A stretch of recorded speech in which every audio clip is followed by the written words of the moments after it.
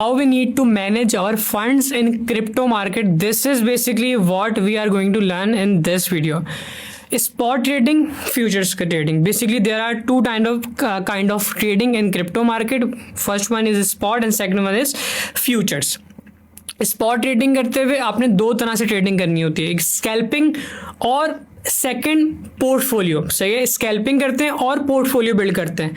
Same goes with futures trading, scalping करते हैं और फ्यूचर्स बिल्ड करते हैं. इवेंचुअली अगर देखा जाए तो क्रिप्टो मार्केट के अंदर चार तरह से ट्रेडिंग होती है. स्पॉट के अंदर, फर्स्ट स्पॉट के अंदर दो पार्ट्स हैं, स्कैल्पिंग, पोर्टफोलियो, दो पार्ट्स. सही है, स्पॉट के अंदर. Same goes with futures, futures trading करते हुए आप स्कैल्पिंग करते हैं और पोर्टफोलियो बनाते हैं. सही है, अगर आप न्यू क्रिप्टो ट्रेडर हैं या ऑब्वियसली आप चाहते हैं कि भाई क्रिप्टो मार्केट से प्रोफेशनली सीखते हुए सारी risk management strategies, market conditions को, मार्केट में जो मार्केट अपडेट्स हैं उनको कंसिडर करते हुए आप प्रॉपर्ली अपने फंड्स को एस्टिमेटेड और कैलकुलेटेड रेशियोज को फॉलो करते हुए कि भाई क्या स्ट्रेटजीज हैं, क्या टेक्निक्स हैं, क्या टिप्स हैं जिनको कंसिडर करना है और अपने माइंड में रखते हुए जो अपने फंड्स को मैनेज करना है, किस तरीके से फ्यूचर्स के अंदर आपने स्कैल्पिंग करनी है और साथ साथ पोर्टफोलियो बनाना है. स्पॉट ट्रेडिंग करते हुए आपने स्कैल्पिंग करनी है और साथ साथ जो है वो पोर्टफोलियो बनाना है.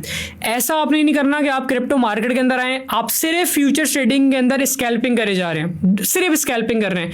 चार तरह से ट्रेडिंग होती है. स्पॉट के अंदर स्कैल्पिंग और पोर्टफोलियो बनाया जाता है. सिमिलरली फ्यूचर्स के अंदर स्कैल्पिंग और पोर्टफोलियो बनाया जाता है. सही, ये चार तरह से ट्रेडिंग होती है. फ्यूचर्स के अंदर स्कैल्पिंग भी करी जाती है. ऐसा नहीं कि आप सिर्फ स्कैल्पिंग कर रहे हैं, आपने पोर्टफोलियो भी बनाना है.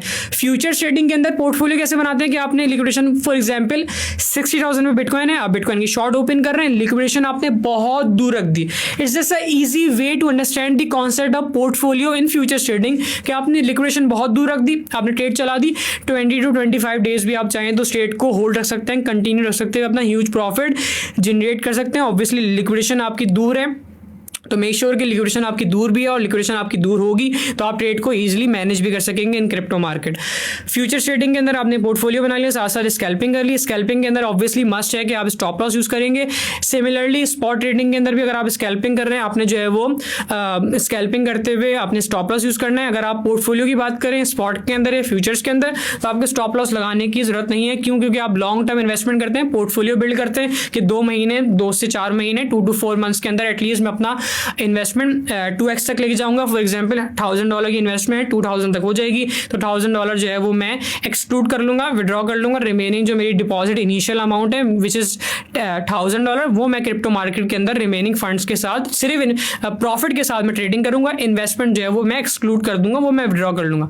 तो इस तरीके से एक कैलकुलेटेड और एक एस्टिमेटेड रेशियो है. तो मैंने आपको स्ट्रेटेजी से बता दी कि क्या किस तरीके से आपने ट्रेड्स को मैनेज करना है, बेसिकली अपने फंड्स को किस तरीके से मैनेज करना है. अगर आप प्रॉपर्ली चाहते हैं कि आपको क्रिप्टो मार्केट से लॉस नहीं हो, फिर आपने इन सारी स्ट्रेटजीज को फॉलो करना है. ऐसा नहीं कि आप क्रिप्टो मार्केट के अंदर आए बस आप ग्रीडी हैं, आपके अंदर कोई पेशेंस नहीं है, आपने सिंपली जो है वो फ्यूचर्स के अंदर स्कैल्पिंग करते हुए आपने लेवरेज इतना ज़्यादा ले लिया, लिक्विडेशन बहुत करीब है और फंड्स आपने सारे यूज कर लिए, एक सिग्नल के अंदर सारा फंड्स लगा दिया. ऐसा नहीं करना, आपने अपने फंड्स को डिवाइड करना है. एस्टिमेटेड और कैलकुलेटेड रेशियो क्या है कि क्रिप्टो मार्केट के अंदर जितनी भी आपकी इन्वेस्टमेंट है 90% फंड्स आप स्पॉट के अंदर रख लें, रिमेनिंग 10% फंड्स आप फ्यूचर्स के अंदर रखें. अगर आप फ्यूचर्स के अंदर फंड्स बढ़ाना चाह रहे हैं तो आप 20% फंड्स फ्यूचर्स के अंदर रख लें और 80% फंड्स एस्टिमेटेड कैलकुलेट करते हुए अपने फंड्स में से आप जो है वो स्पॉट के अंदर 80% फंड्स रख लें. This is how you guys can manage your funds in crypto market. 80 to 90% funds आपने स्पॉट पे रख लिए, 20% या 10% फंड्स जो है वो आपने फ्यूचर्स के अंदर रख लिए. स्पॉट के अंदर आपने पोर्टफोलियो बनाना है, स्कैल्पिंग भी करनी है. स्टॉप लॉस लगाते हुए आप छोटी छोटी ट्रेड्स लगा रहे हैं, 2-2, 3-3, 4-4 दिन आप चला रहे हैं. सिमिलरली फ्यूचर्स के अंदर आपने लिक्विडेशन बहुत दूर रखी, आपने ट्रेड खोल दी, 20 दिन 30 दिन चल रहे हैं.